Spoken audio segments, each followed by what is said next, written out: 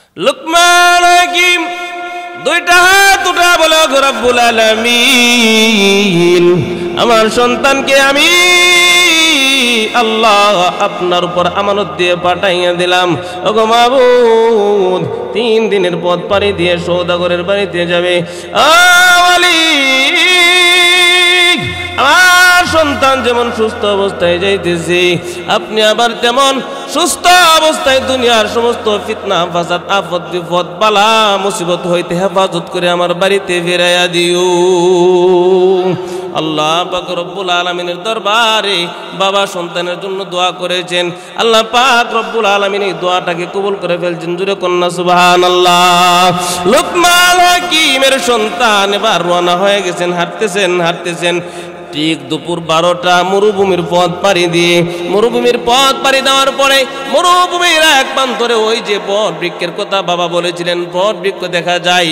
সে তো ক্লান্ত পরিশ্রান্ত হইয়া বট বৃক্ষের গোড়ায় বসছেন। এমনকি কূপের নিচে পানি খাওয়ার বড় ইচ্ছা হচ্ছে, তার অত্যন্ত তৃষ্ণা লেগেছে। ইচ্ছা হচ্ছে যে কূপের সমস্ত পানি খেললেও খেয়ে ফেললেও তার তৃষ্ণা যাবে না। এমন অবস্থায় হঠাৎ স্মরণ হয়ে গেছে, না রে না, আমার আব্বা আমাকে নিষেধ করেছিলেন বট বৃক্ষের নিচে বসার জন্যে, এমনকি এই কূপের পানি খাওয়ার জন্যে আমার আব্বা আমাকে নিষেধ করেছিলেন। যেই মাত্র স্মরণ হয়ে গেছে, সন্তান লাফ দিয়ে উঠে এবার আবার হাঁটতে আরম্ভ করে দিলেন। ঠিক তখন সময় একজন মুরব্বী এসে হাজির। জোরে কন্যা সুবহানাল্লাহ। মুরব্বী ডাক দিয়া বলে, রে যুবক, তুমি তো অত্যন্ত পরিশ্রান্ত, অত্যন্ত ক্লান্ত, তুমি তো এখন এই বট বৃক্ষের ছায়ার নিচে একটু রেস্ট নেওয়ার দরকার। জোরে কন্যা সুবহানাল্লাহ। যুবক সন্তান ডাক দেয়া বলে, না গো মুরব্বী, না, আমি এখানে বসবো না, এটা আমার বাবার নিষেধ। মুরব্বী আবার ডাক দেয়া বলে, যুবক রে, তোমার বাবা কি তোমাকে শুধু নিষেধ করেছে নাকি আদেশও করছে? সুবহানাল্লাহ আসেনি? তোমার আব্বা কি তোমার শুধু নিষেধই করছে না কোনো আদেশও করছে? যুবক ডাক দিয়ে বলে, ও মুরব্বী, আমার আব্বা শুধু নিষেধ করে নাই, আদেশও একটা করছে। কি আদেশ? বলে, আদেশ হচ্ছে আমার আব্বা বলছেন আমি যাত্রা পথে কোথাও যদি মুরব্বী পাই, মুরব্বীর কথা মানার জন্য। তাহলে বাবা যুবক, আমি মুরব্বী না? যুবক, আপনি মুরব্বী, আপনি শুধু মুরব্বী না, আমার আব্বারও বড় হইবেন। তাহলে আমার আদেশ মানার তো তোমার বাবার আদেশ, তোমার বাবার নিষেধ তো তুমি মানছো, এখানে বসতে চাচ্ছ না, সুতরাং আমার আদেশ মানার তো তোমার বাবার আদেশ। বাবা রে, আমি মুরব্বী আদেশ করছি, তুমি এখানে বসো, একটু ঘুমাও, আমি পানি উঠে দিয়ে পানি পান করি। সুবহানাল্লাহ কন্যা। মুরব্বী আবার কুয়া থেকে পানি উঠাইয়া যুবকের হাতে ধরাইয়া দিলেন। যুবক তৃপ্তি সহকারে পানি পান করলেন। পানি পান করার পরে এবার ঘুমিয়ে গেলেন। ওই মুরব্বীর পায়ের মধ্যে এমন ভাবে ঘুমিয়ে গেলেন, ঠিক ঘুমন্ত অবস্থায় ওই যে বট বৃক্ষের মধ্যে একটা অজগর সাপ একটা শাখা একটা ডালকে পেঁচাইয়া ওই যুবককে যখন দংশন করার জন্য আসছে, মুরব্বী একটা চাকু হাতে নিয়ে অজগর সাপের কল্লাটাকে কেটে ফেললেন। কেটে দিয়ে ব্যাগের মধ্যে রাখলেন। বুঝে থাকলে বলেন, যুবক এগুলা দেখতেছে না ঘুমন্ত অবস্থায়? আওয়াজ দিয়া বলেন। যুবক ঘুমন্ত অবস্থায় মুরব্বী অজগর সাপের কল্লাটাকে কেটে ব্যাগের মধ্যে রেখে দিয়েছেন। হঠাৎ করে যুবক তৃপ্তি সহকারে ঘুমাইয়া জাগ্রত হয়ে বলেন, ও মুরব্বী, সন্ধ্যা হয়ে গেছেন, আমার তো চলে যেতে হবে। মুরব্বী আবার ডাক দেয়া বলে, বাবা আমি তোমার সঙ্গে যাব। যুবক ডাক দেয়া বলে, মুরব্বী আপনি আমার জন্য অনেক কষ্ট করেছেন, আপনাকে আর কষ্ট করা লাগবে না। না রে বাবা, আমার ডিউটি কিন্তু শেষ হয় নাই, আমার দায়িত্ব কিন্তু শেষ হয় নাই। যুবক ডাক দিয়ে বলে, হ্যাঁ আপনার দায়িত্ব আমার প্রতি? কি বলেন? তো বাবা আমার দায়িত্ব রয়েছে, আমার ডিউটি কিন্তু এখনো শেষ হয় না, আমি তোমার সঙ্গে যেতে হবে। না মুরব্বী, আপনি আমার জন্য অত্যন্ত কষ্ট করেছেন, আর কষ্ট করা লাগবে না। না রে বাবা, না, আমার ডিউটি কিন্তু শেষ হয় নাই, আমার দায়িত্ব কিন্তু শেষ হয় নাই, আমি তোমার সঙ্গে যেতে হবে। পরিশেষে যুবক মুরব্বীর সঙ্গে রওনা হয়ে গেছেন। ওই যে গ্রামের কথা বলেছিলেন, গ্রামের মধ্যে ঢোকার পরে এলাকার সকল লোকেরা এমন ভাবে যুবককে পাকড়াও করে ধরে বলে, যুবক তুমি আমাদের গ্রামের মধ্যে থাকো। না না না, আমি এখানে থাকবো না। বলে, কেন? আমার বাবা আমাকে নিষেধ করেছেন ওই এলাকার মধ্যে রাত্রি যাপন করার জন্য। মুরব্বী ডাক দেয়া বলে, যুবক রে, তোমার আব্বা তোমাকে নিষেধ করেছে, কিন্তু তোমার আব্বা তো পাশাপাশি বলেছেন মুরব্বী থাকলে মুরব্বীর আদেশ মানার জন্য। জোরে কন্যা। ডাক দেয়া বলে, আমি মুরব্বী তোমাকে আদেশ করলাম তুমি গ্রামের মধ্যে থাকো, কিন্তু এখন তো মুরব্বীর আদেশ না মানলেও বাবার কথা অমান্য হবে। মুরব্বীর আদেশ রক্ষার্থে এবার থেকে গেলেন। গভীর রজনীতে এলাকার সকল মুরব্বীরা এসে, যুবকেরা এসে বলে, আমাদের গ্রামের মধ্যে একটা সুন্দরী রমণী রয়েছে, এই মেয়েটাকে আপনি বিবাহ করেন। না না, সম্ভব নয়, আমি বিবাহ করব না। বলে কেন? আমার বাবার নিষেধ। সুবহানাল্লাহ। না, আমার বাবা আমাকে নিষেধ করেছেন। বাবার তো রাস্তাগুলো চিনা, কারণ ব্যবসা করছে, আইসে গেছে, জানে না, এই জন্য ছেলেকে বলছে আমার বাবার নিষেধ, এই জন্য আমি গ্রামের মধ্যে বিবাহ করব না। মুরব্বী আবার ডাক দেয়া বলে, আরে যুবক, তোমার বাবার নিষেধ তো তুমি মানলে, আমি মুরব্বীর আদেশ মানাও তো তোমার বাবার আদেশ। সুবহানাল্লাহ। না, আমি মুরব্বী বলতেছি তুমি বিবাহ করো। না, আমি বিবাহ করব না। অনেক কাকুতি মিনতি করার পরে ওই মেয়ের সঙ্গে বিবাহ বন্ধনে আবদ্ধ হয়ে গেছে। এদিক দিয়ে বাসুর সজ্জায় চলে গেছে। বাসুর করে যাওয়ার পূর্বে মুরব্বী বাবা ডাক দেয়, বলে যুবক রে, তুমি তো এখন বাসুর করে যাবে, কিন্তু বাসুর করে যাওয়ার আগে তোমাকে একটা নির্দেশ দেয়, ওই যে তোমার এই ব্যাগের মধ্যে একটা জিনিস আছে। কি বলছে? আমরা এখন যেখানে আছি, এই মজলিসটা কোন মজলিস আছে আপনারা জানেন? এই মজলিসটার নাম কি বলেন তো? জেনে থাকলে উত্তর দেন, আওয়াজ দিয়ে বলেন। জান্নাতের বাগান। বাহিরে যারা আছে তারা কি জান্নাতের বাগানে আছে? বলে না, তারা আছে জান্নাতের আশেপাশে। ভিতরে যারা আছে তারা জান্নাতের ভিতরে।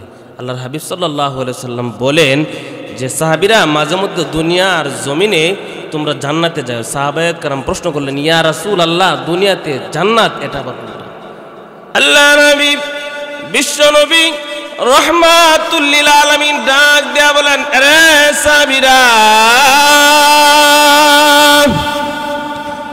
দুনিয়ার জমিনে যেই জায়গার মধ্যে কোরআন এবং হাদিসের আলোচনা হবে, যতক্ষণ পর্যন্ত আলোচনা চলতে থাকবে, আল্লাহ রাব্বুল আলামিন রহমতি বরকতি ফেরেশতাদের মাধ্যমে ওই জান্নাতের বাগান থেকে সুকুতে নাজালা করতে থাকে।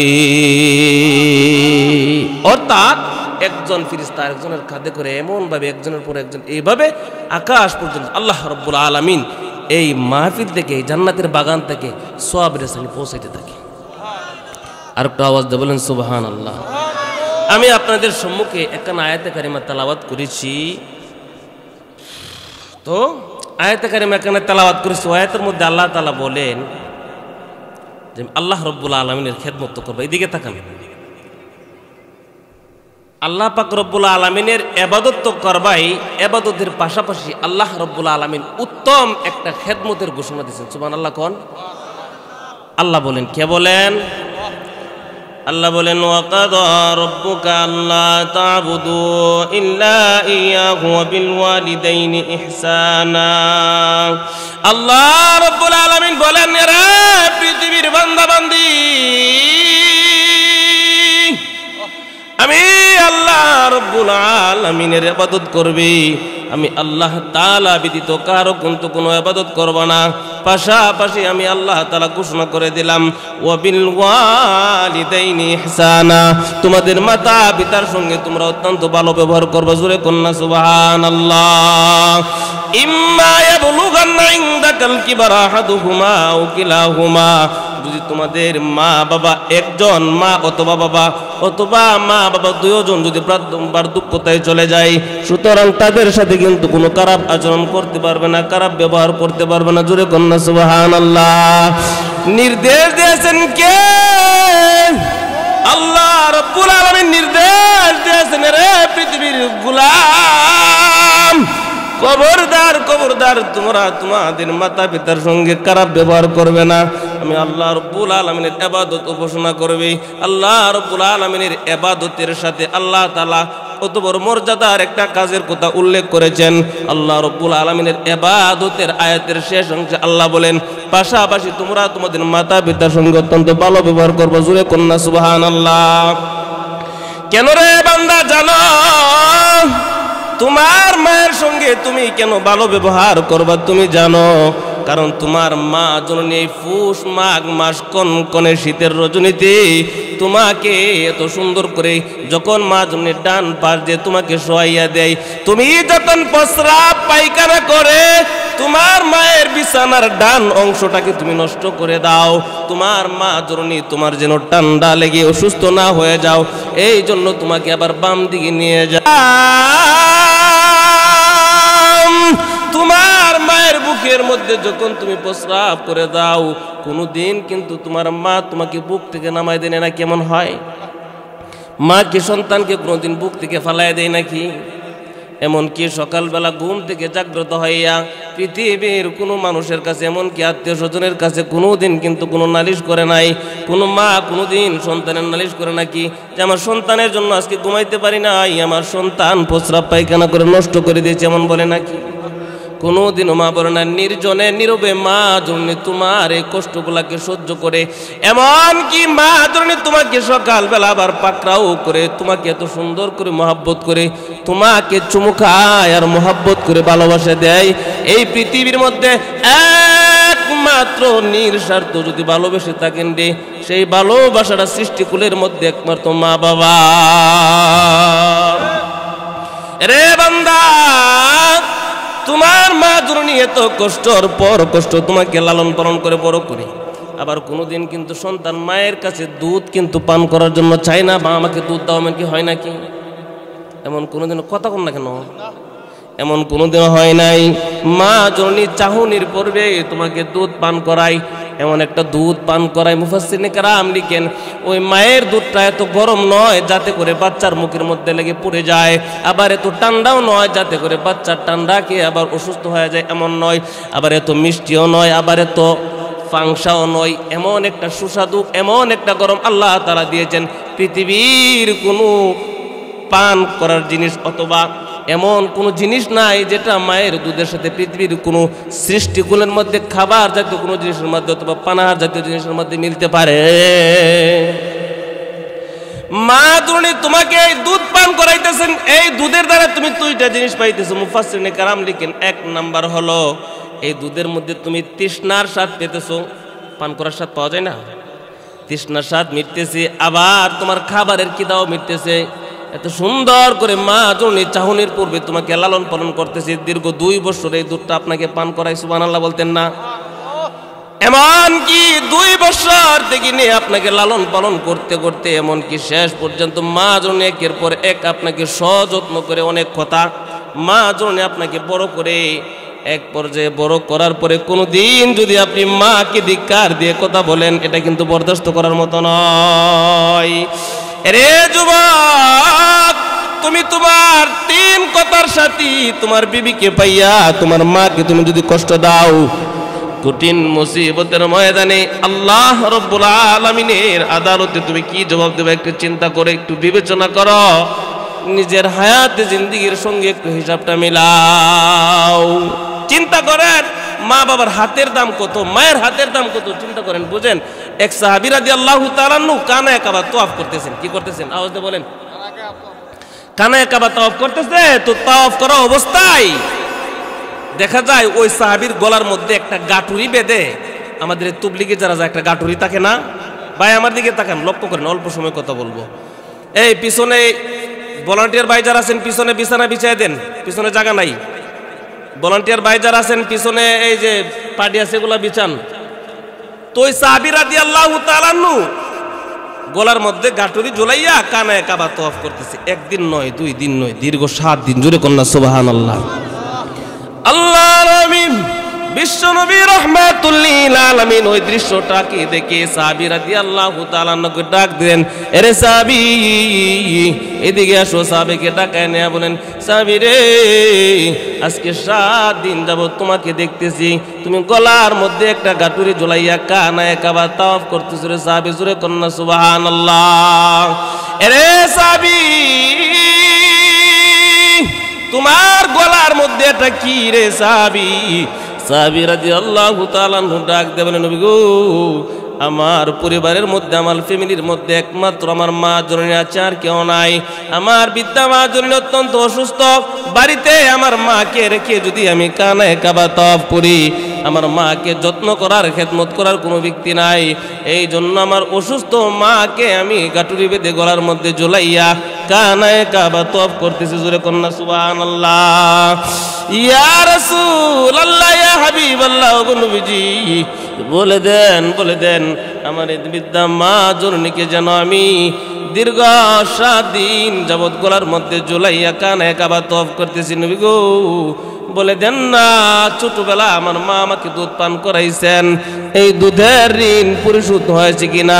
আল্লাহর হাবিব সাল্লাল্লাহু আলাইহি ওয়াসাল্লাম ডাক দেয়া বলেন, সাহাবীরে তোমার মাকে যদি গলার মধ্যে ঝুলাইয়া 7 দিন কেন রে সাহাবী, 7 দশা 70 বছর যদি এমন ভাবে গলার মধ্যে গাঁটটি ঝুলাইয়া কানায়ে কাবা তওয়াফ করো, তথাপিও 1 ফোঁটা দুধের ঋণ পরিশোধ হবে না।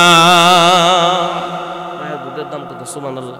হযরত আসছেন, এই চলো বাজান, চেয়ারে না তো হুজুর বসতে তো, চলো একজন যাও চেয়ার নিয়ে আসো। তো মায়ের হাতের দাম কত? আল্লাহু আকবার। মায়ের হাতের দাম কত? মুসা আলাইহিস সালাতু ওয়াস সালাম, আপনারা ঘটনা জেনে থাকবেন। মুসা আলাইহিস সালাতু ওয়াস সালামের জমানায় মুসা আলাইহিস সালাম তুর পারে যা বলতেছে, আল্লাহ ও মালিক, আমি তো পয়গম্বর, সুতরাং আমি তো জান্নাতি, তো আমার সঙ্গে জান্নাতে কে থাকবে? ঘটনা আপনারা অনেকেই জানেন। মুসা আলাইহিস সালাতু ওয়াস সালাম যে মাত্র বললেন, আল্লাহ তাআলা বলেন, মুসা রে তোমার সঙ্গে অমুক শহরের একজন কসাইয়া ব্যক্তি থাকবে। সুবহানাল্লাহ। কন্যা পয়গম্বর মুসা তো আশ্চর্য বোধ করতেছে, আর মনে মনে মন একটু ভারাক্রান্ত হইতে, বেজার, আমার সঙ্গে কসাইয়া ব্যক্তি থাকবো, কিন্তু প্রকাশ করতে পারে না। মনের মধ্যে এই কথা যে সমাজের মধ্যে তো কত শ্রেণীর লোক হয়ে আছে, এই কসাইয়া ব্যক্তি কেন থাকবে? আচ্ছা দেখার দরকার ওই কসাইয়া ব্যক্তির মধ্যে। কসাইয়া ব্যক্তি চিনেননি? কসাইয়া ব্যক্তি চিনেন? কি করে? কাটে কি করে? গোস্ত বিক্রি করে।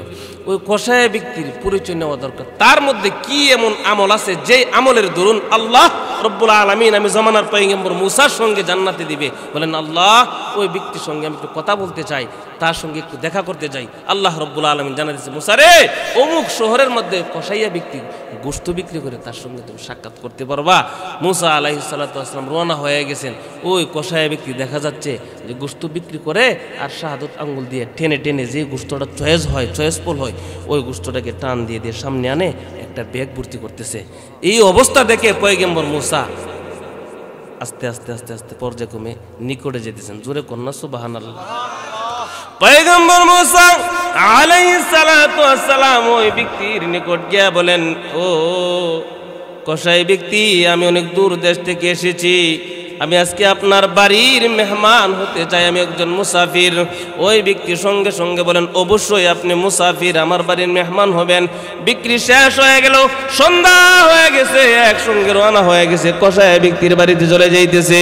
কসাই ব্যক্তির বাড়িতে যে মাত্র গেছেন, আল্লাহু আকবার, পয়গম্বর মুসা আলাইহিস সালাতু ওয়াস সালাম তাকায় দেখতেছেন কি করে ওই কসাই ব্যক্তি গোশতটাকে রেখে স্ত্রীকে দিয়েছে, বিবি গোশতটাকে সুন্দর করে পাকাও, সুন্দর করে পাকাইতেছে।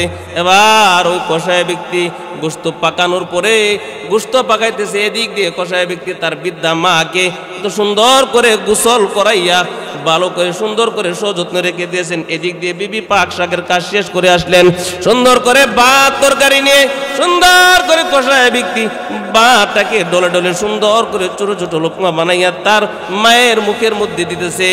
মা জন এবার ইচ্ছা মতো তৃপ্তি সহকারে কে এবার বলতেছে, বাবা তুমি তোমার বিবি বাচ্চা সন্তানাদিকে নিয়ে খাবার খাও। এদিক দিয়ে বৃদ্ধা মা জন হাত উঠে দিচ্ছে, ও রব্বুল আলামিন, আমার সন্তান সারাদিন জীবিকার তাগিদে বাজারের মধ্যে গিয়ে জীবিকার তাগিদে কর্ম করতে হয়, পেরেশান হাল হইয়া সন্ধ্যার সময় বাড়িতে এসে সর্বপ্রথম বিবি বাচ্চা সন্তানাদের খবর না নিয়ে সর্বপ্রথম আমি বৃদ্ধা মাকে সযত্নে গোসল করাইয়া সুন্দর করে খাবার খাওয়াইয়া প্রত্যেক দিন এমন ভাবে আমার খেদমত করে, ওগো রব্বুল আলামিন, দুনিয়ার জমিনে আমার সন্তানকে তুমি ইজ্জত দান করিও, পরকালে জমানার পয়গম্বর মুসা নবীর সঙ্গে জান্নাত দিও। জোরে কন্যা সুবহানাল্লাহ। মায়ের হাতের দাম কত, হাত উঠায় দিছে। এই হাতের দোয়া পয়গম্বর মুসা এই দৃশ্য দেখে বলতেছে, ও কারবার দি হেন, কারবার দি মার কাছে, এই হাতুরে দোয়া করতেছে। এই জন্য তো জমানার পয়গম্বরকে বলছে মা জননী, এই জন্য তো আল্লাহ দোয়া কবুল করছে। সুবহানাল্লাহ কন্যা, এই হলো মার হাতের দাম। আল্লাহু আকবার। লুকমান হাকিমের নাম শুনছেন না আপনারা? লুকমান হাকিমের নাম, যে লুকমান হাকিমের নামে একটা সূরা নাজিল হয়েছে না হুজুর, একটা সূরা নাজিল হয়েছে। ওয়াইদ ক্বালা লুকমানু লিইবনিহি ওয়া হুয়া ইয়াইদুহু ইয়া বুনাইয়া লা তুশরিক বিল্লাহ ইন্নাশ শিরকা লাযুলমুন আযীম।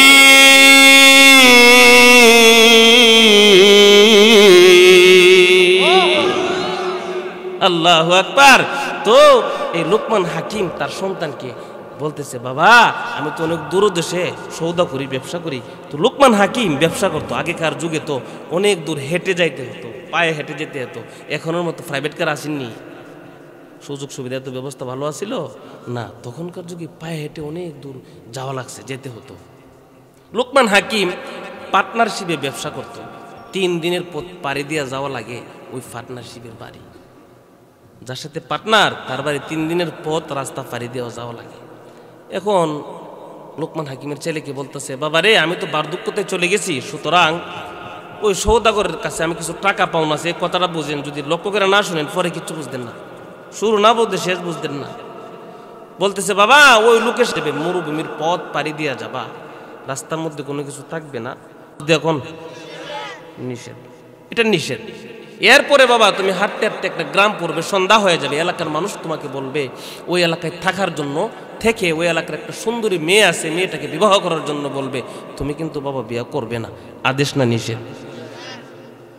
এর পরের দিন তুমি মনে করো গেলাই যে সৌদাগরের বাড়িতে, যাওয়ার পরে সৌদাগর তোমার এত সুন্দর করে আদর আপ্যায়ন করবে, আদর আপ্যায়ন করে তোমাকে থাকার জন্য বলবে। তুমি কিন্তু সৌদাগরের বাড়িতে থাকবে না, এটা আদেশ না নিষেধ। আওয়াজ দেখুন।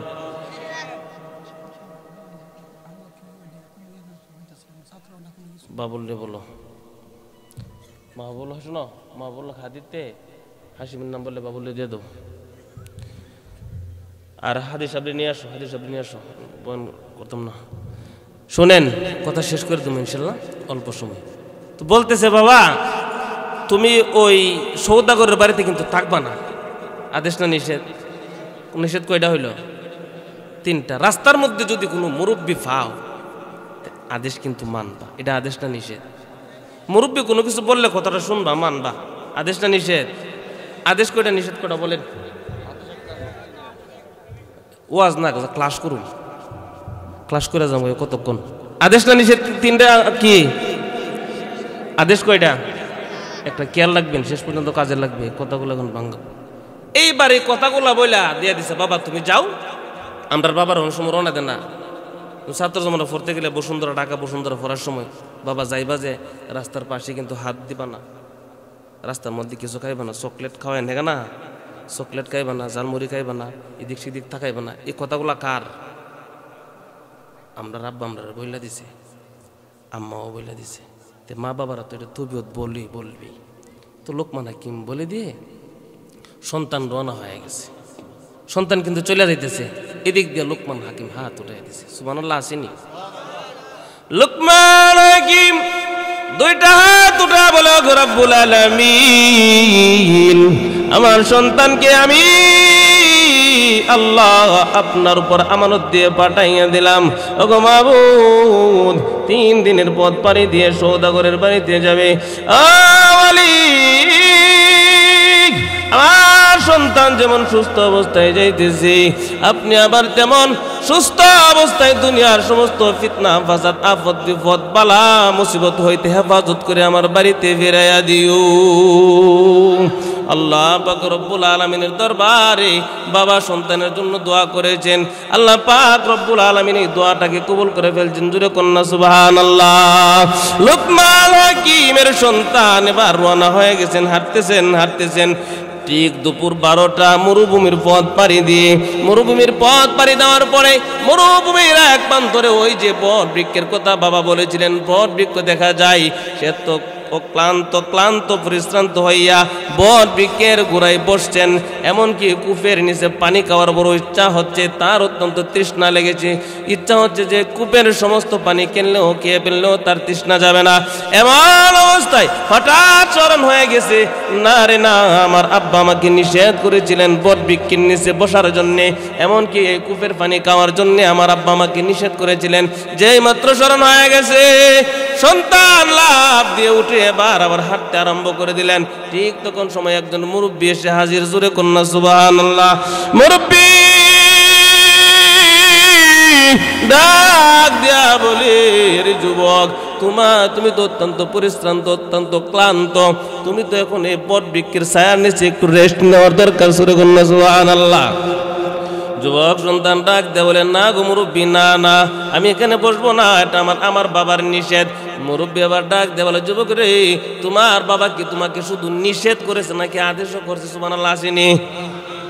তোমার আব্বা কি তোমার শুধু নিষেধই করছে না কোনো আদেশও করছে? যুবক ডাক দিয়ে বলে, ও মুরব্বী, আমার আব্বা শুধু নিষেধ করে নাই, আদেশও একটা করছে। কি আদেশ? বলে, আদেশ হচ্ছে আমার আব্বা বলছেন আমি যাত্রা পথে কোথাও যদি মুরব্বী পাই, মুরব্বীর কথা মানার জন্য, তাহলে বাবা যুবক আমি মুরব্বী না। যুবক, আপনি মুরব্বী, আপনি শুধু মুরব্বী না, আমার আব্বারও বড় হইবেন। তাহলে আমার আদেশ মানার তো তোমার বাবার আদেশ, তোমার বাবার নিষেধ তো তুমি মানছো, এখানে বসতে চাচ্ছ না, সুতরাং আমার আদেশ মানার তো তোমার বাবার আদেশ। বাবা রে, আমি মুরব্বী আদেশ করছি, তুমি এখানে বসো, একটু ঘুমাও, আমি পানি উঠে দিয়ে পানি পান করি। সুবহানাল্লাহ কন্যা। মুরব্বী আবার কুয়া থেকে পানি উঠাইয়া যুবকের হাতে ধরাইয়া দিলেন। যুবক তৃপ্তি সহকারে পানি পান করলেন। পানি পান করার পরে এবার ঘুমিয়ে গেলেন। ওই মুরব্বীর পায়ের মধ্যে এমন ভাবে ঘুমিয়ে গেলেন, ঠিক ঘুমন্ত অবস্থায় ওই যে বট বৃক্ষের মধ্যে একটা অজগর সাপ একটা শাখা একটা ডালকে পেঁচাইয়া ওই যুবককে যখন দংশন করার জন্য আসছে, মুরব্বী একটা চাকু হাতে নিয়ে অজগর সাপের কল্লাটাকে কেটে ফেললেন। কেটে দিয়ে ব্যাগের মধ্যে রাখলেন। বুঝে থাকলে বলেন, যুবক এগুলা দেখতেছে না ঘুমন্ত অবস্থায়? আওয়াজ দিয়া বলেন। যুবক ঘুমন্ত অবস্থায় মুরব্বী অজগর সাপের কল্লাটাকে কেটে ব্যাগের মধ্যে রেখে দিয়েছেন। হঠাৎ করে যুবক তৃপ্তি সহকারে ঘুমাইয়া জাগ্রত হয়ে বলেন, ও মুরব্বী, সন্ধ্যা হয়ে গেছেন, আমার তো চলে যেতে হবে। মুরব্বী আবার ডাক দেয়া বলে, বাবা আমি তোমার সঙ্গে যাব। যুবক ডাক দেয়া বলে, মুরব্বী আপনি আমার জন্য অনেক কষ্ট করেছেন, আপনাকে আর কষ্ট করা লাগবে না। না রে বাবা, আমার ডিউটি কিন্তু শেষ হয় নাই, আমার দায়িত্ব কিন্তু শেষ হয় নাই। যুবক ডাক দিয়ে বলে, হ্যাঁ আপনার দায়িত্ব আমার প্রতি? কি বলেন? তো বাবা আমার দায়িত্ব রয়েছে, আমার ডিউটি কিন্তু এখনো শেষ হয় না, আমি তোমার সঙ্গে যেতে হবে। না মুরব্বী, আপনি আমার জন্য অত্যন্ত কষ্ট করেছেন, আর কষ্ট করা লাগবে না। না রে বাবা, না, আমার ডিউটি কিন্তু শেষ হয় নাই, আমার দায়িত্ব কিন্তু শেষ হয় নাই, আমি তোমার সঙ্গে যেতে হবে। পরিশেষে যুবক মুরব্বীর সঙ্গে রওনা হয়ে গেছেন। ওই যে গ্রামের কথা বলেছিলেন, গ্রামের মধ্যে ঢোকার পরে এলাকার সকল লোকেরা এমন ভাবে যুবককে পাকড়াও করে ধরে বলে, যুবক তুমি আমাদের গ্রামের মধ্যে থাকো। না না না, আমি এখানে থাকবো না। বলে, কেন? আমার বাবা আমাকে নিষেধ করেছেন ওই এলাকার মধ্যে রাত্রি যাপন করার জন্য। মুরব্বী ডাক দেয়া বলে, যুবক রে, তোমার আব্বা তোমাকে নিষেধ করেছে, কিন্তু তোমার আব্বা তো পাশাপাশি বলেছেন মুরব্বী থাকলে মুরব্বীর আদেশ মানার জন্য। জোরে কন্যা। ডাক দেয়া বলে, আমি মুরব্বী তোমাকে আদেশ করলাম তুমি গ্রামের মধ্যে থাকো, কিন্তু এখন তো মুরব্বীর আদেশ না মানলেও বাবার কথা অমান্য হবে। মুরব্বীর আদেশ রক্ষার্থে এবার থেকে গেলেন। গভীর রজনীতে এলাকার সকল মুরব্বীরা এসে, যুবকেরা এসে বলে, আমাদের গ্রামের মধ্যে একটা সুন্দরী রমণী রয়েছে, এই মেয়েটাকে আপনি বিবাহ করেন। না না, সম্ভব নয়, আমি বিবাহ করব না। বলে, কেন? আমার বাবার নিষেধ। সুবহানাল্লাহ না, আমার বাবা আমাকে নিষেধ করেছেন। বাবার তো রাস্তাগুলো চিনা, কারণ ব্যবসা করছে, আইসে গেছে, জানে না, এই জন্য ছেলেকে বলছে আমার বাবার নিষেধ, এই জন্য আমি গ্রামের মধ্যে বিবাহ করব না। মুরব্বী আবার ডাক দেয়া বলে, আরে যুবক, তোমার বাবার নিষেধ তো তুমি মানলে, আমি মুরব্বীর আদেশ মানাও তো তোমার বাবার আদেশ। সুবহানাল্লাহ কন্যা। আমি মুরব্বী বলতেছি তুমি বিবাহ করো। না আমি বিবাহ করব না। অনেক কাকুতি মিনতি করার পরে ওই মেয়ের সঙ্গে বিবাহ বন্ধনে আবদ্ধ হয়ে গেছি। এদিক দিয়ে বাসুর সজ্জায় চলে গেছে। বাসুর ঘরে যাওয়ার পূর্বে মুরব্বী বাবা ডাক দেয়, বলে যুবক রে, তুমি তো এখন বাসুর ঘরে যাবে, কিন্তু বাসুর ঘরে যাওয়ার আগে তোমাকে একটা নির্দেশ দেয়, ওই যে তোমার এই ব্যাগের মধ্যে একটা জিনিস আছে। কি বলছে? যদি বলো অজগর সাপের কেল্লা আছে, বুঝে না। কইবরের দ্বারা ওয়াজ করতেছি, কইবরের ভিত্তি ওয়াজ করি, তো কথা বলেন না কেন? আপনারা কথা বলেন না, মুর্দারা কথা কইব, মুর্দারা সুবহানাল্লাহ কইব, হা না হা না সুবহানাল্লাহ, ঠিক বি ঠিক, খবর বাসিয়া বলবেন আপনারা, তো বলেন না কেন? এখন যদি বলে যে এটার ভিতরে অজগর সাপ, এই যুবক বউ জিফুত সব পালায়, নতুন বউ খেলে অজগর সাপের কেল্লা কুল্লা ফালায় দৌড় দিত না? দৌড় দিব না। একটু আগে গন্ডগোল হয়েছে, মানুষ দৌড়াদৌড়ি শুরু হচ্ছে। আমি বসে চিন্তা করতেছি যে এনে একটু আওয়াজ হয়েছে, মানুষ দৌড়াদৌড়ি করে কোরআন হাদিসের কথাবার্তা, আল্লাহু আকবার, মুফতি সাহেব ফিরসা হুজুর বলতেছেন, ইতা ফালায় যে দৌড় দিছে, ইসরাফিলের সিংহাত ফু দিলে কি পরিস্থিতি হবে? আমি একটা বাপ নমুনা বুঝ জ্বালাইছি, মোটামুটি মোজামুজি একটা বাপ নমুনা বুঝ জ্বালাইছি যে ইসরাফিলের সিংহাত ফু দিলে কোন গতিটা হইব। এখানে দুইটা ফুলা মধ্যে ঝগড়া লাগিয়া একটু হই হুল্লুর করছে, এখানে কোনো বুঝের মানুষ নাই, ওইটা গেছে আছে কিছু কিছু লোক আছে যে আর যদি বলি মানে যারা আছেন এরা শুনলে শক্তি পুরা দেবে নাই, যে আমি যদি যাই এখানে গেলে ওটা কিনবুরা কামো, আমি এনে সেইবে বই তাই, আর বাকি যারা আছে দৌড়াদৌড়ি করে গেছে। আমিও বাইরেছি না, কেন বের হলাম না? আমিও গেটের ভিতরে যে আমি যদি এই মুহূর্তে বের হই আর মাথা দিয়ে দুটো বাড়ি পরে, তাদের ওয়াজ ডিসিপ্লিন নষ্ট, সেই জন্য আমিও খুব একটা আইছি না। আমি না আসলেও দায়িত্ব পালন করছি। বলে কি দায়িত্ব হুজুর? কারণ যুবক ফুলাহন লাঠি ঘুরাইব, তখন হুজুর আর মুজুর বুঝতো না, বাইরে ফুললে টুবিটা দিব। চিন্তা করলাম যে দুজনটা ফাড়াই, পরে দুজনটা ফাড়াইছি, বাড়িটা ভাঙ্গে দিন, দায়িত্ব পালন করছি। ঠিক কত বলছেন? হানা উত্তর দিন। এখন অজগর সাপের কেল্লা থেকে আসছিলাম, অজগর সাপের কেল্লা যদি বলে যে ব্যাগের ভিতরে অজগর সাপের কেল্লা আছে, যুবক নববধূ দরকার নাই, জীবন বাঁচায় দূর দিব নি। এখন মুরব্বী হেকমতে বলতেছে অজগর সাপের কেল্লা না, বলছে এই ব্যাগের মধ্যে একটা জিনিস আছে, তুমি তোমার নববধূকে বলবা, তুমি দরজার মধ্যে গেটের মধ্যে দাঁড়াইয়া তোমার নববধূকে বলবা, বিবি আইল্লা চিনি না, আইল্লা না চিনার তো কথা না, শীতের সময় ছাই দিয়া তাপ দে, আইল্লা একটা আইল্লা লইবা, লইয়া সামনে দাঁড়াইবা, বিবিরে বলবা, বলার পরে ব্যাগের ভিতরে একটা জিনিস আছে, চোখ বন্ধ করে এটার ভিতরে তো লইয়া সারবা, সারার পরে এটা পুরে পুরে গন্ধ আসবে, ধোয়া আসবে, তোমার বিবিকে বলবা ওই আইল্লা থেকে ঘ্রাণ নেওয়ার জন্য। সুবহানাল্লাহ বলেন না। কারণ ওনার বিবির একটা রোগ আছে, এই মহিলাকে আরো বহুত জায়গাত বিবাহ দেওয়া হয়েছে। বলে কি হয়, এই মহিলার একটা রোগ আছে, চোঁয়াচে রোগ। চোঁয়াচে রোগ কি? নাকের শ্বাস যদি কোনো পুরুষের নাকে লাগে, সঙ্গে সঙ্গে এই পুরুষটা মারা যায়। এই রোগের ওষুধ কি? এই রোগের ওষুধ হলো এই যে অজগর সাপের কেল্লা ফোড়া ধোঁয়া। মুরব্বী বাতায় দিছে, সুবহানাল্লাহ কোনাও। কিছুদিন আগে নির্বাচন গেছে না, মিছিল করে তো গলা বয়ে রয়েছে, আওয়াজ দেওয়া কয়ে না, আওয়াজ দেয়া এটা হাত দেওয়া পাইবেন পরে, বুঝছেন?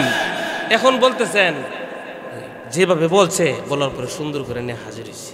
হাজির হওয়ার পরে বিবির দিছে, দেওয়ার পরে বিবি আইল্লা নিয়ে আসো, নিয়ে আসছে।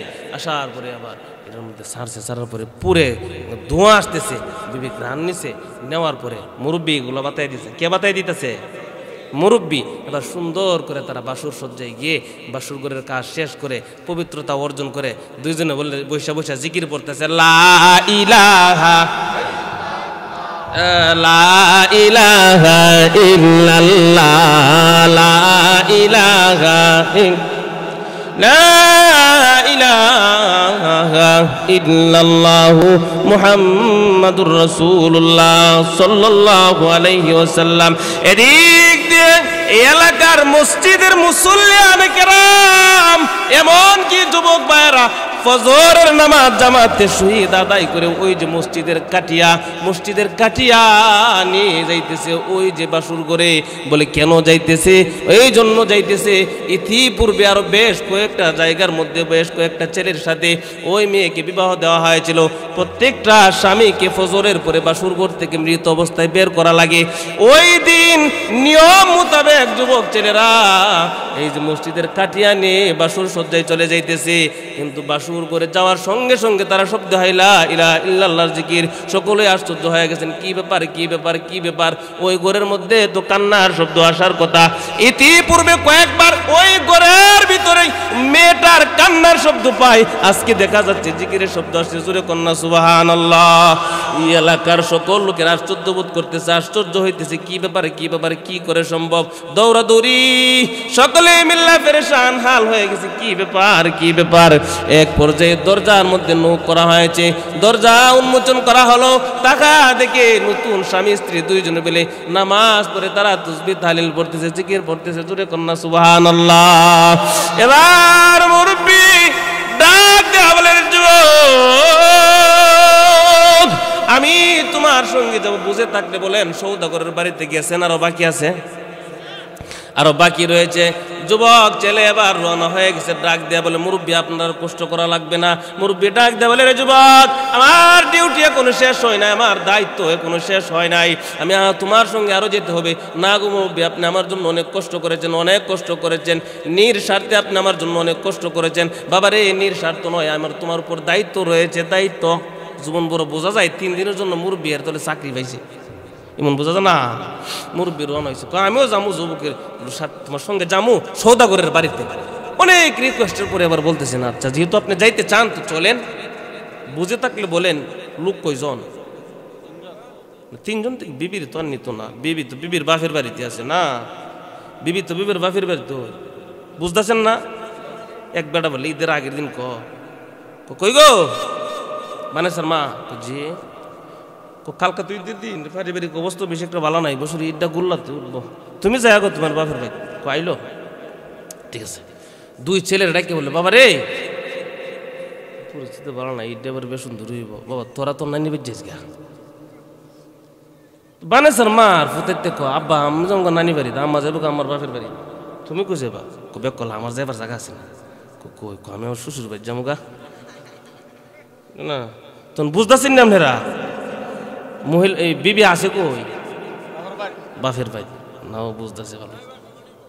পিছিয়ে দা ইয়া পাল আরো পিছিয়ে দিন দাঁড়াই রয়েছে, এই আর শাড়ি নাই জমাই দি, লোকটাই জমাই দি হাদি ভাই আইতাছে। আল্লাহ যে সুন্দর চেহারা, এমন সুন্দর বডি, আর কুমান দিলে হেন মাইক সারাই চলবো আইতাছে। নাজিল কিছুক্ষণের ভিতরে ইনশাল্লাহ। সকলে বলেন আমিন। আয়সা পড়বে ভাইয়ের হায়াত আল্লাহ বারাকা দান করুক, আবার বলেন আমিন। আচ্ছা, এরপরে এখন ওই মেয়েরে বাবার বাড়িতে রেখে মুরব্বী আর যুবক 2 জনে রওনা হয়ে গেছে সৌদাগরের বাড়িতে। সৌদাগরের বাড়িতে যাওয়ার পরে সৌদাগর তিমুন ব্রিটিশ, সৌদাগরের তুবিও তুইল। সৌদাগরের বাড়িতে কোনো পাওনাদার ব্যক্তি গেলে সৌদাগর এত সুন্দর করে হরিণের গোস্ত দিয়া ভালো করে যত উন্নত মানের খাবার আছে সব খাওয়ায়, জিন্দিগির শেষ খাবার তো খাওয়ায়। সেটা সৌদাগরের বাড়িতে একটা ঘর আছে, ওই ঘরের মধ্যে একটা চুকি আছে, চুকির মধ্যে তক্তা চিনেননি? তক্তা, তক্তাই তো বলেন। এই তক্তার মধ্যে লোহা নাই, তার মানে মতলব খারাপ। লোহা থাকলে তো টান দিলে পড়তো না। এই ঘরের মধ্যে চুকির নিচে একটা গর্ত আছে, গর্তটা অনেক গভীর। এই গর্তের উপরে চুকি রাখছে, চুকির তক্তার মধ্যে লোহা নাই। পাওনাদার ব্যক্তি গেলে অনেক আদর আপ্যায়ন করে বলে, বাবা আপনি থাকেন, আজকে থাকেন, আত্মীয় স্বজন না তো কি হয়েছে, থাকেন না। পাওনাদার খুব ভালো আচরণ করে রাখে। এদিক দিয়া ওই সৌদাগরের একটা ছেলেরও আবার তার সাথে রাখে, কিন্তু সৌদাগরের ছেলের রাখে ডান দিক দিয়া, পাওনাদারের রাখে বাম দিক দিয়া। গভীর রজনীতে সৌদাগর ওই ঘরের ভিতরে প্রবেশ করে তক্তার মধ্যে টান দেওয়ার সঙ্গে সঙ্গে পাওনাদার এইরও তার খাস্ত পয়রা মারা গেছে, তার টাকা দেওয়ার লাগবে পরের দিন সকালে, দেওয়ার তো দরকার নাই। এই কৌশল অবলম্বন করে যুবক তার বাড়িতে যাওয়ার পরে এখন রিকোয়েস্ট করতেছে, বারংবার বারংবার বলতেছে। কি বলতেছে? কো বাবা যুবক তুমি থাকো। না আমি থাকবো না। করে থাকো। মুরব্বী এই মুহূর্তে বলতেছে তুমি থাকবা না কেন? কয়টা আমার বাবার নিষেধ। তোমার বাবার নিষেধ তো তুমি মানলাই, আমি মুরব্বীর আদেশ মানো তো তোমার বাবার আদেশ, আর জায়গা জায়গা তোমার নাই, তুই আছো, তুমি থাকো। থাকছে, গভীর রজনী হয়ে গেছে। এই মুরব্বী বাবা যে আরেক ঘরে, আর সৌদাগরের ছেলে আর লোকমান হাকিমের সন্তান 2 যুবকরে দিছে ঘরের মধ্যে। গভীর রজনীতে মুরব্বী ঘরের ভিতরে প্রবেশ করে, সৌদাগর ঘরে যাওয়ার আগেই মুরব্বী প্রবেশ করে সৌদাগরের ছেলের নিচে বাম দিকে আর লোকমান হাকিমের ছেলের নিচে ডান দিকে। বুঝছেন? ওয়াজ বুঝতেছেন? নেওয়ার পরে রাত্র প্রায় 1/3 এই মুহূর্তে যায়া সৌদাগর উপস্থিত হইয়া তক্তার মধ্যে টান দিছে, গর্তের মধ্যে কে পড়ছে বলেন তো দেখি, কে পড়ছে? ফজরের আজান হয়ে গেল, নামাজ শেষ করছেন। নামাজ শেষ করার পরে লোকমান হাকিমের ছেলে হাজির। আরে সৌদাগর তো নাক ডাকিয়ে ঘুম দিছে, ডাকতেছে সৌদাগর সাহেব উঠেন, টাকা দেন, আমি চলে যাবো।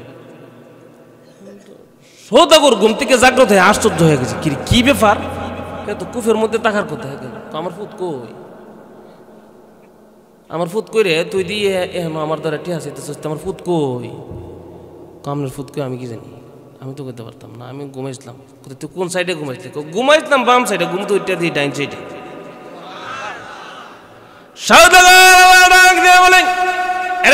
জিন্দিগি ভর মানুষদেরকে ধোঁকা দিয়ে আসলাম, এই ধোঁকার বিচার চুরি বুঝে আল্লাহ পাক রব্বুল আলামিন আমার জন্য রেখেছেন।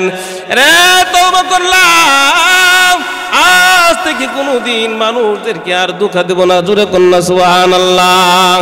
লোকমান হাকিমের সন্তান এবং সৌদাগরের নিকট থেকে এবার সুন্দর করে পাওনা টাকা লইয়া মুরব্বী বাবার সঙ্গে এবার আসতেছেন। প্রথম কোথায় আসবেন বুঝে থাকলে উত্তর দেন। শ্বশুর বাড়িতে আসছেন, আসার পরে নববধূকে লইয়া এবার লোক হলো 3 জন, মুরব্বী, যুবক, লোকমান হাকিমের ছেলে আর লোকমান হাকিমের ছেলের বিবি, 3 জন ব্যক্তি একসঙ্গে রওনা হয়ে গেছেন লোকমান হাকিমের বাড়িতে আসবেন। ওই যে হাঁটতে আবার বট বৃক্ষের গোড়ায় এসেছেন। আসার পরে এবার মুরব্বী বাবা বলেন, এরে বাবা যুবক, আমার দায়িত্ব শেষ, এখানে আমার দায়িত্ব শেষ, তোমার সঙ্গে আমার ইতি টানলাম, এখানে তোমার সাথে আমি আর যাব না। যুবক এবার ডাক দে বলে, মুরব্বী, আপনি আমার জন্য অত্যন্ত কষ্ট করেছেন, অত্যন্ত মুজাহাদা করেছেন, আপনি এত পথ আমার সঙ্গে ঘুরে এসেছেন, অত বড় বড় মুসিবত থেকে বাঁচায় নিয়ে আসলেন। ও মুরব্বী, আর কিছু দূর গেলে আমার বাড়িতে চলে যাব, চলেন না? আমার আব্বা আপনাকে দেখলে অত্যন্ত খুশি হবেন, এমনকি আপনাকে অনেক বড় উপঢৌকন দেবে। জোরে কন্যা সুবহানাল্লাহ।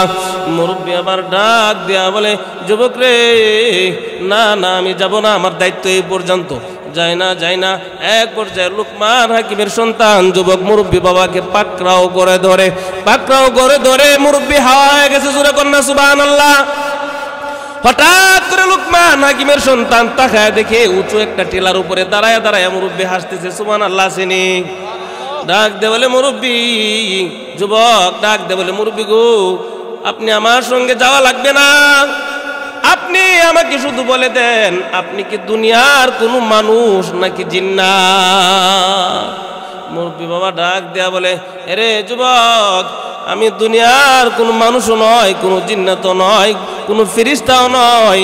আল্লাহ পাক রব্বুল আলামিনের দরবারে তোমার আব্বা, তুমি যখন রওনা দিয়েছিলা, 2টা হাত উঠাইয়া তোমার আব্বা প্রার্থনা করেছিল, আল্লাহ রব্বুল আলামিনের দরবারে দোয়া করেছিলেন, আগো রব্বুল আলামিন, আমার সন্তানটাকে আমি 3 দিনের সফরের জন্য ঘর থেকে বের করে দিতেছি, আগো রব্বুল আলামিন, আমার সন্তানকে যেমন সুস্থ অবস্থায় পাঠাইতেছি, আল্লাহ তোমার হাতে আমি সুপর্দ করে দিলাম, ঠিক সুস্থ অবস্থায় দুনিয়ার সমস্ত আফত বিপদ বালা মুসিবত, এমনকি দুনিয়ার সমস্ত দুর্ঘটনা হইতে আমার সন্তানকে হেফাজত করে সুস্থ অবস্থায় আবার আমার বুকে ফিরাইয়া দিও। তোমার আব্বা যে দোয়া করছিল, এই দোয়াটাকে আল্লাহ তাআলা কবুল করে গ্রহণ করে এই দোয়াটাকে মানব রূপে রূপ ধারণ করে দুনিয়ার জমিনে পাঠাইছে। জোরে কন্যা সুবহানাল্লাহ। এখন শুনেন, এই যে দোয়া করছে, এই দোয়াটা কবুল হয়ে গেছে। সুবহানাল্লাহ। চিনি এই দোয়াটা কবুল হয়ে গেছে, এই জন্য আল্লাহ তাআলা মানব রূপে রূপ ধারণ করে পাঠাইছে। বাবা যুবক, তুমি শুনো। কে বলতেছে শোনার জন্য? মুরব্বী যুবকরা বলতেছে শোনার জন্য। কি শুনতো? তোমার বাবার দোয়া দিয়ে আমি আসলাম, তুমি কিন্তু 3টা মৃত্যুর পথ থেকে বেঁচে আসছো। যুবককে না বললে যুবক জানবো, আপনারা না বললে আপনারা জানবেন, জানলে তো ঈমান আরো মজবুত হয়। বলে কেমন মুসিবত? এবার মুরব্বী বলতেছে, যুবক, তুমি যখন প্রথম আসছিলে, তোমার আব্বা তোমাকে কেন নিষেধ করেছিল জানো? মা বাবারা যে সমস্ত আদেশ নিষেধ করে, এগুলো সন্তানের মঙ্গল, অমঙ্গল নয়, ঠিক না? বাবা দেখো, সর্বপ্রথম তোমার আব্বা বলেছিল ওই বট বৃক্ষের নিচে না বসার জন্য। কেন জানো? এই বট বৃক্ষের মধ্যে একটা অজগর সাপ আছে, অনেক পুরাতন। এই অজগর সাপে অনেক মানুষ খেয়ে ফেলছে। তোমার আব্বা তো জানে অনেক পুরাতন ব্যক্তি, এই রাস্তাটা ব্যবসার ক্ষেত্রে যাতায়াত করছে, এই জন্য তোমার আব্বা তোমাকে নিষেধ করেছেন। ওই অজগর সাপের কল্লাটা আমি কেটে ফেলেছিলাম, তুমি কিন্তু তখন ঘুমাই। আবার তুমি যখন নববধূর নিকট গেলে, তোমার নববধূর একটা রোগ আছে, চোঁয়াচে রোগ, তার নাকের শ্বাস লাগলে পুরুষ মারা যায়। এই যে অজগর সাপের কেল্লা ফোড়া দিয়া তার রোগ ভালো করছে, এটাও তোমার মৃত্যুর ফুট থেকে বাঁচাইছি। আবার তুমি সৌদাগরের বাড়িতে গেলা, সৌদাগর তুমি তো ফালায় মারে, ফালায় মারার থেকে বাঁচাইছি। তো বাবার আদেশ মান্য লাভ হইল না লস হইল? এ যুবক ভাই, মা বাবার আদেশ মানবা না মানতা না? মা পৃথিবীর একটি মানিক, দ্বিতীয়টি হয় না। বাবা পৃথিবীর একটি মানিক, দ্বিতীয়টি হয় না।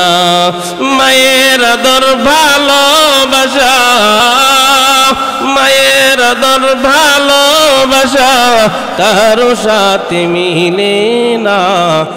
মা পৃথিবীর একটি মানিক, দ্বিতীয়টি হয় না। বাবা পৃথিবীর একটি মানিক, দ্বিতীয়টি হয় না। শাশি ফুফু মামি কালা আর যত আপন জন, কেউ নাই রে আমার মায়ের মতন। ঠিক না বেঠিক? শাশি ফুফু মামি কালা আর যত আপন জন, কেউ নাই রে আমার মায়ের মতন। মায়ের আদর ভালোবাসা, মায়ের আদর ভালোবাসা কারো সাথে মিলে না।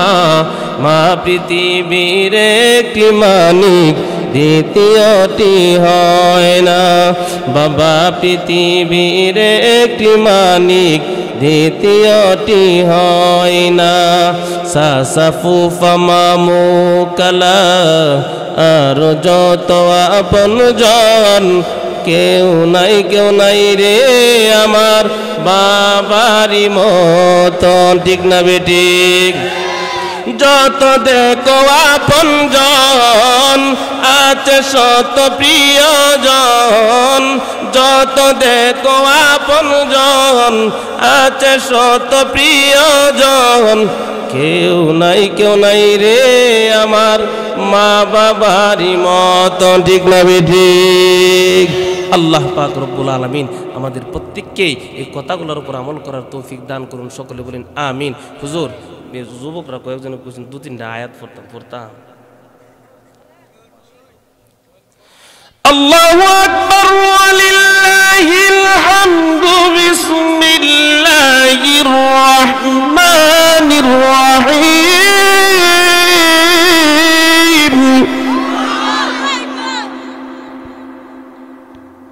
ইয়াসিন ওয়াল কুরআনিল হাকীম, ইন্নাকা লামিনাল মুরসালিন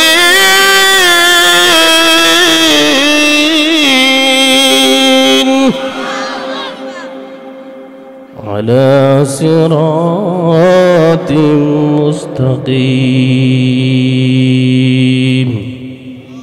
সাদাকাল্লাহুল আযীম।